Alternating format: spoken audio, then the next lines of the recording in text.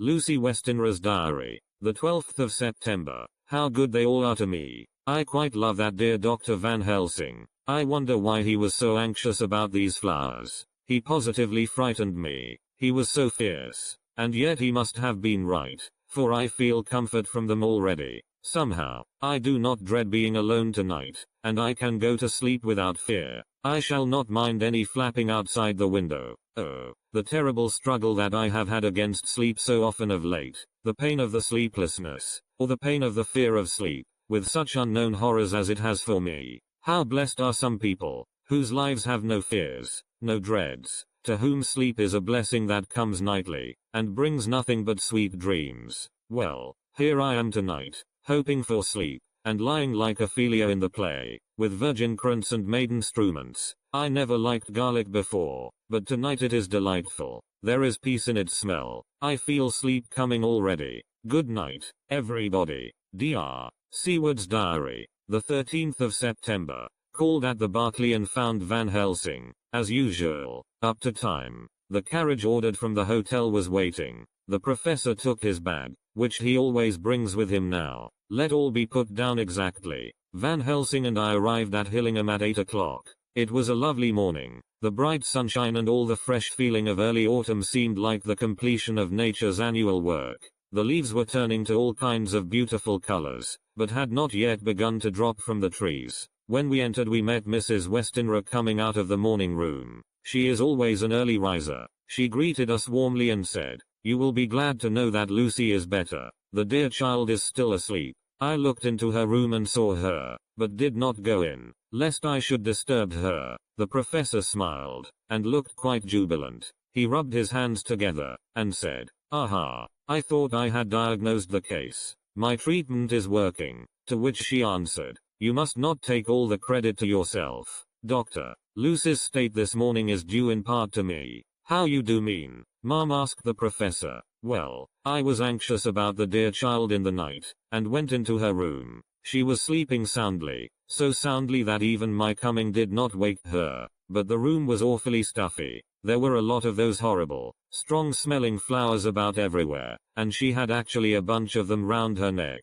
I feared that the heavy odor would be too much for the dear child in her weak state, so I took them all away and opened a bit of the window to let in a little fresh air. You will be pleased with her, I am sure." She moved off into her boudoir, where she usually breakfasted early. As she had spoken, I watched the professor's face, and saw it turn ashen gray. He had been able to retain his self-command whilst the poor lady was present, for he knew her state and how mischievous a shock would be. He actually smiled on her as he held open the door for her to pass into her room. But the instant she had disappeared he pulled me, suddenly and forcibly, into the dining room and closed the door. Then, for the first time in my life, I saw Van Helsing break down. He raised his hands over his head in a sort of mute despair, and then beat his palms together in a helpless way. Finally he sat down on a chair, and putting his hands before his face, began to sob, with loud, dry sobs that seemed to come from the very racking of his heart.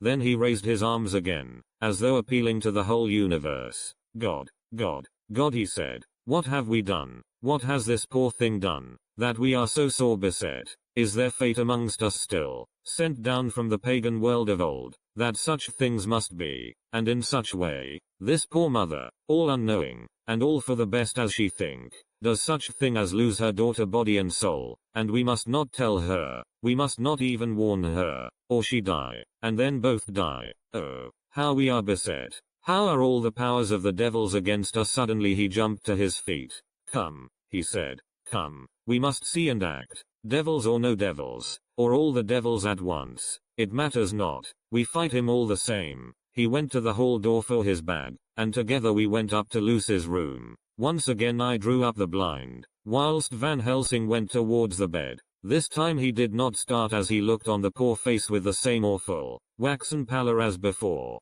He wore a look of stern sadness and infinite pity. "As I expected," he murmured, with that hissing inspiration of his which meant so much. Without a word he went and locked the door, and then began to set out on the little table the instruments for yet another operation of transfusion of blood. I had long ago recognized the necessity, and begun to take off my coat, but he stopped me with a warning hand. "No," he said, Today you must operate. I shall provide. You are weakened already. As he spoke he took off his coat and rolled up his shirt sleeve. Again the operation. Again the narcotic. Again some return of color to the ashy cheeks. And the regular breathing of healthy sleep. This time I watched whilst Van Helsing recruited himself and rested.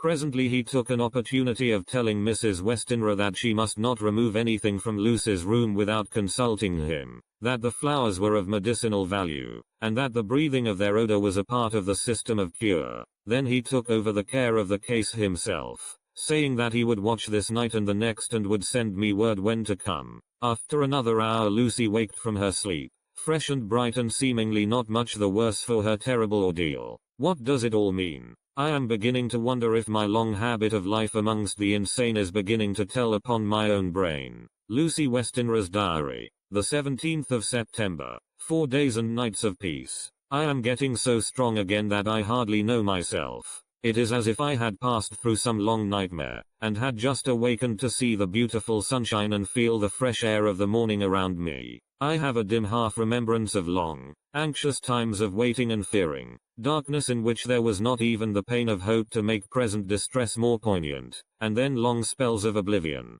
and the rising back to life as a diver coming up through a great press of water. Since, however, Dr. Van Helsing has been with me, all this bad dreaming seems to have passed away. The noises that used to frighten me out of my wits, the flapping against the windows, the distant voices which seemed so close to me, the harsh sounds that came from I know not where and commanded me to do I know not what, have all ceased. I go to bed now without any fear of sleep. I do not even try to keep awake. I have grown quite fond of the garlic, and a boxful arrives for me every day from Haarlem. Tonight Dr. Van Helsing is going away, as he has to be for a day in Amsterdam, but I need not be watched. I am well enough to be left alone.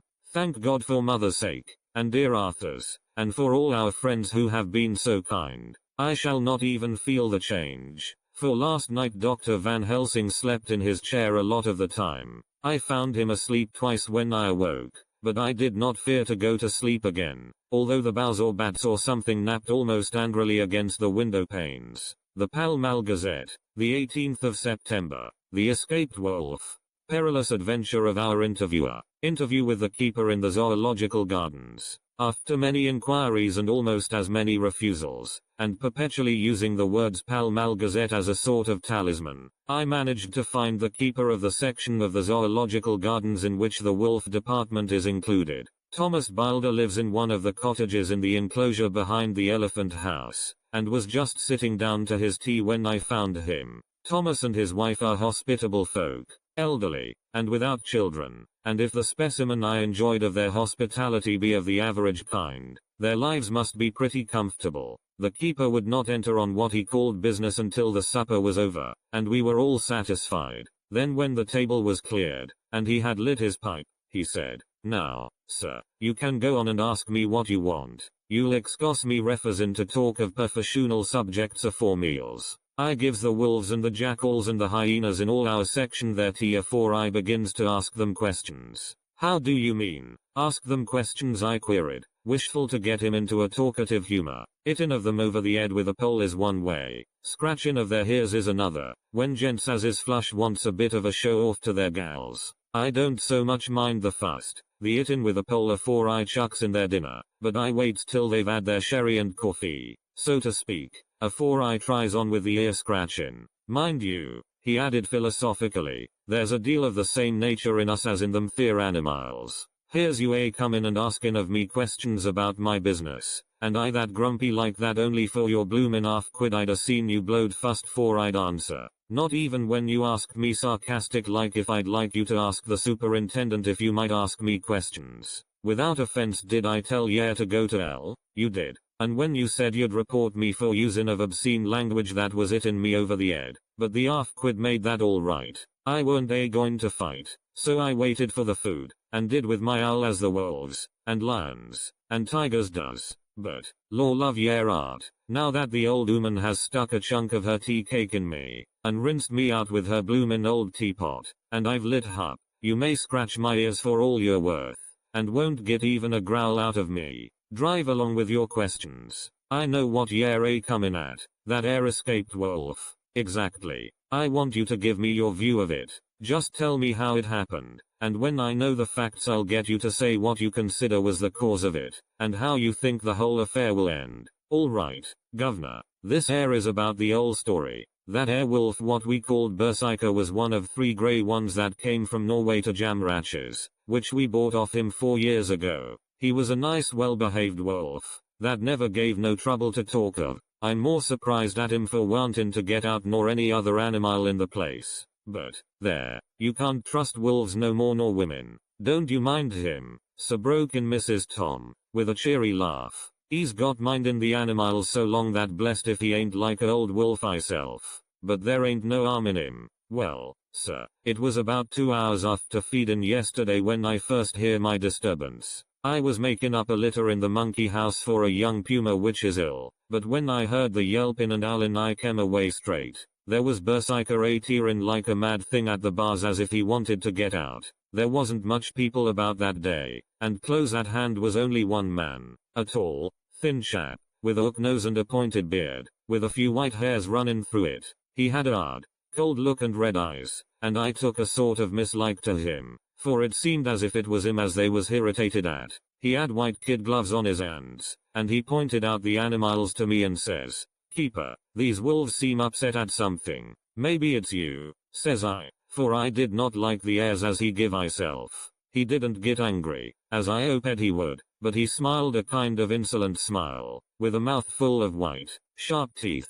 "Oh no, they wouldn't like me," he says. "Ah yes, they would," says I, imitating of him. "They always likes a bone or two to clean their teeth on about tea time, which you has a bag full." Well, it was a odd thing, but when the animals see us talking they lay down, and when I went over to Berserker he let me stroke his ear same as ever. That there man came over, and blessed but if he didn't put in his hand and stroke the old wolf's ears too. "Take care," says I. "Berserker is quick." "Never mind," he says. "I'm used to 'em. Are you in the business yourself?" I says, taking off my hat, for a man what trades in wolves, etc., is a good friend to keepers. "No," says he, "not exactly in the business, but I have made pets of several," and with that he lifts his hat as polite as a lord, and walks away. Old Berserker kept looking after him till he was out of sight, and then went and lay down in a corner and wouldn't come out the ole heavening. Well, last night, so soon as the moon was up,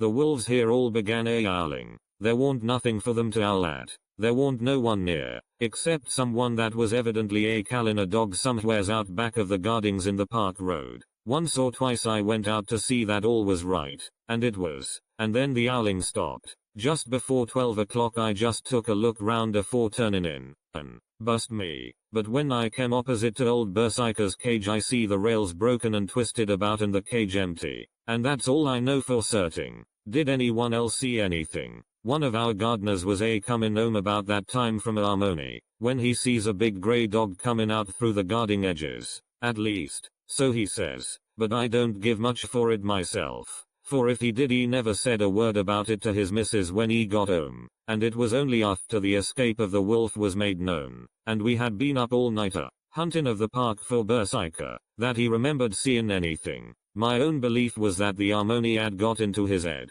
Now, Mr. Boulder, can you account in any way for the escape of the wolf? "Well, sir," he said with a suspicious sort of modesty, "I think I can, but I don't know as how you'd be satisfied with the theory." "Certainly I shall. If a man like you, who knows the animals from experience, can't hazard a good guess at any rate, who is even to try? Well then, sir, I accounts for it this way. It seems to me that wolf escaped, simply because he wanted to get out." From the hearty way that both Thomas and his wife laughed at the joke I could see that it had done service before, and that the whole explanation was simply an elaborate sell. I couldn't cope in badinage with the worthy Thomas, but I thought I knew a surer way to his heart, so I said, "Now, Mr. Boulder, we'll consider that first half sovereign worked off, and this brother of his is waiting to be claimed when you've told me what you think will happen." "Right wha, sir," he said briskly. "Ye'll excuse me, I know, for a chaffin' of ye,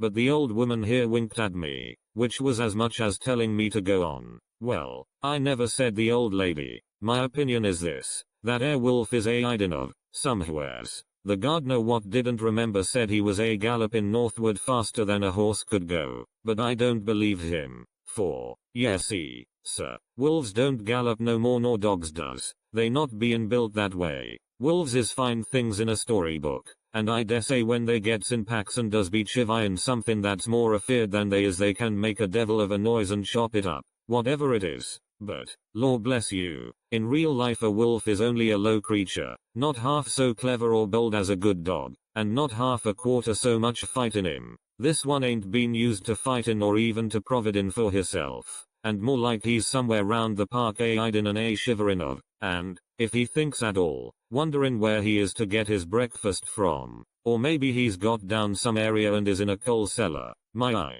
won't some cook get a rum start when she sees his green eyes a shining at her out of the dark? If he can't get food he's bound to look for it, and mayhap he may chance to light on a butcher's shop in time. If he doesn't, and some nursemaid goes a walking off with a soldier, Levin of the infant in the perambulator, well, then I shouldn't be surprised if the census is one babby the less. That's all. I was handing him the half-sovereign, when something came bobbing up against the window, and Mr. Bilder's face doubled its natural length with surprise. God bless me, he said, if there ain't old Berserker come back by myself. He went to the door and opened it, a most unnecessary proceeding it seemed to me. I have always thought that a wild animal never looks so well as when some obstacle of pronounced durability is between us. A personal experience has intensified rather than diminished that idea. After all, however, there is nothing like custom, for neither Bilder nor his wife thought any more of the wolf than I should of a dog. The animal itself was as peaceful and well behaved as that father of all picture wolves, Red Riding Hood's quondam friend, whilst moving her confidence in masquerade. The whole scene was an unutterable mixture of comedy and pathos. The wicked wolf that for half a day had paralyzed London and set all the children in the town shivering in their shoes, was there in a sort of penitent mood, and was received and petted like a sort of vulpine prodigal son. Old Bilder examined him all over with most tender solicitude, and when he had finished with his penitent said, "There, I knew the poor old chap would get into some kind of trouble. Didn't I say it all along? Here's his head all cut and full of broken glass. He's been getting over some bloomin' wall or other. It's a shame that people are allowed to top their walls with broken bottles. This here's what comes of it. Come along, Berserker." He took the wolf and locked him up in a cage, with a piece of meat that satisfied, in quantity at any rate, the elementary conditions of the fatted calf, and went off to report. I came off, too, to report the only exclusive information that is given today regarding the strange escapade at the zoo. Dr. Seward's diary. The 17th of September, I was engaged after dinner in my study posting up my books, which, through press of other work and the many visits to Lucy, had fallen sadly into arrear. Suddenly the door was burst open, and in rushed my patient, with his face distorted with passion. I was thunderstruck, for such a thing as a patient getting of his own accord into the superintendent's study is almost unknown. Without an instant's pause he made straight at me. He had a dinner knife in his hand, and, as I saw he was dangerous, I tried to keep the table between us. He was too quick and too strong for me, however, for before I could get my balance he had struck at me and cut my left wrist rather severely. Before he could strike again, however, I got in my right and he was sprawling on his back on the floor. My wrist bled freely, and quite a little pool trickled onto the carpet. I saw that my friend was not intent on further effort, and occupied myself binding up my wrist, keeping a wary eye on the prostrate figure all the time. When the attendants rushed in, and we turned our attention to him, his employment positively sickened me. He was lying on his belly on the floor licking up, like a dog, the blood which had fallen from my wounded wrist. He was easily secured, and, to my surprise, went with the attendants quite placidly, simply repeating over and over again, "The blood is the life. The blood is the life. I cannot afford to lose blood just at present. I have lost too much of late for my physical good, and then the prolonged strain of Lucy's illness and its horrible phases is telling on me. I am overexcited and weary, and I need rest, rest, rest. Happily Van Helsing has not summoned me, so I need not forego my sleep. Tonight I could not well do without it." Telegram. Van Helsing, Antwerp, to Seward, Carfax. Sent to Carfax, Sussex, as no county given. Delivered late by 22 hours. the 17th of September. Do not fail to be at Hillingham tonight. If not watching all the time frequently, visit and see that flowers are as placed. Very important. Do not fail. Shall be with you as soon as possible after arrival. Dr. Seward's diary. The 18th of September. Just off for train to London. The arrival of Van Helsing's telegram filled me with dismay. A whole night lost, and I know by bitter experience what may happen in a night. Of course it is possible that all may be well, but what may have happened? Surely there is some horrible doom hanging over us that every possible accident should thwart us in all we try to do. I shall take this cylinder with me, and then I can complete my entry on Lucy's phonograph. Memorandum left by Lucy Westenra. The 17th of September, night. I write this and leave it to be seen, so that no one may by any chance get into trouble through me. This is an exact record of what took place tonight. I feel I am dying of weakness, and have barely strength to write, but it must be done if I die in the doing. I went to bed as usual, taking care that the flowers were placed as Dr. Van Helsing directed, and soon fell asleep. I was waked by the flapping at the window, which had begun after that sleepwalking on the cliff at Whitby when Mina saved me, and which now I know so well. I was not afraid, but I did wish that Dr. Seward was in the next room, as Dr. Van Helsing said he would be, so that I might have called him. I tried to go to sleep, but could not. Then there came to me the old fear of sleep, and I determined to keep awake. Perversely sleep would try to come then when I did not want it. So, as I feared to be alone, I opened my door and called out, "Is there anybody there?" There was no answer. I was afraid to wake mother, and so closed my door again. Then outside in the shrubbery I heard a sort of howl like a dog's, but more fierce and deeper. I went to the window and looked out, but could see nothing, except a big bat, which had evidently been buffeting its wings against the window. So I went back to bed again, but determined not to go to sleep. Presently the door opened, and mother looked in, seeing by my moving that I was not asleep, came in, and sat by me. She said to me even more sweetly and softly than her wont, "I was uneasy about you, darling, and came in to see that you were all right. I feared she might catch cold sitting there, and asked her to come in and sleep with me. So she came into bed, and lay down beside me. She did not take off her dressing gown, for she said she would only stay a while and then go back to her own bed. As she lay there in my arms, and I in hers, the flapping and buffeting came to the window again. She was startled and a little frightened, and cried out, 'What is that?' I tried to pacify her, and at last succeeded, and she lay quiet, but I could hear her poor dear heart still beating terribly. After a while there was the low howl again out in the shrubbery, and shortly after there was a crash at the window, and a lot of broken glass was hurled on the floor. The window blind blew back with the wind that rushed in, and in the aperture of the broken panes there was the head of a great, gaunt grey wolf. Mother cried out in a fright, and struggled up into a sitting posture, and clutched wildly at anything that would help her. Amongst other things, she clutched the wreath of flowers that Dr. Van Helsing insisted on my wearing round my neck, and tore it away from me. For a second or two she sat up, pointing at the wolf, and there was a strange and horrible gurgling in her throat. Then she fell over, as if struck with lightning, and her head hit my forehead and made me dizzy for a moment or two. The room and all round seemed to spin round. I kept my eyes fixed on the window, but the wolf drew his head back, and a whole myriad of little specks seemed to come blowing in through the broken window, and wheeling and circling round like the pillar of dust that travelers describe when there is a simoon in the desert. I tried to stir, but there was some spell upon me, and dear mother's poor body, which seemed to grow cold already, for her dear heart had ceased to beat, weighed me down, and I remembered no more for a while. The time did not seem long,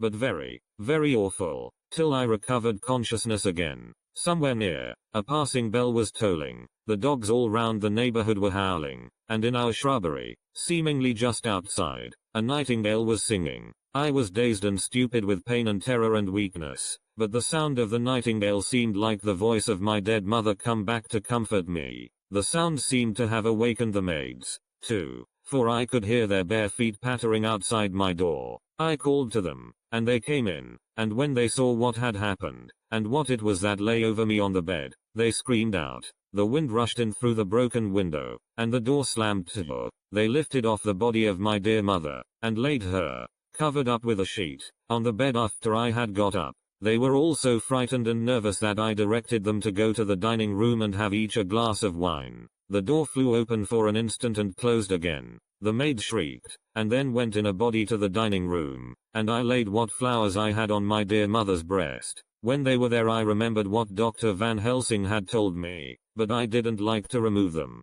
and, besides, I would have some of the servants to sit up with me now. I was surprised that the maids did not come back. I called them, but got no answer, so I went to the dining room to look for them. My heart sank when I saw what had happened. They all four lay helpless on the floor, breathing heavily. The decanter of sherry was on the table half full, but there was a queer, acrid smell about. I was suspicious, and examined the decanter. It smelt of laudanum, and looking on the sideboard, I found that the bottle which mother's doctor uses for her, did use, was empty. What am I to do? What am I to do? I am back in the room with mother. I cannot leave her, and I am alone, save for the sleeping servants, whom someone has drugged, alone with the dead. I dare not go out, for I can hear the low howl of the wolf through the broken window. The air seems full of specks, floating and circling in the draft from the window, and the lights burn blue and dim. What am I to do? God shield me from harm this night. I shall hide this paper in my breast, where they shall find it when they come to lay me out. My dear mother gone. It is time that I go too. Goodbye, dear Arthur. If I should not survive this night, God keep you, dear, and God help me.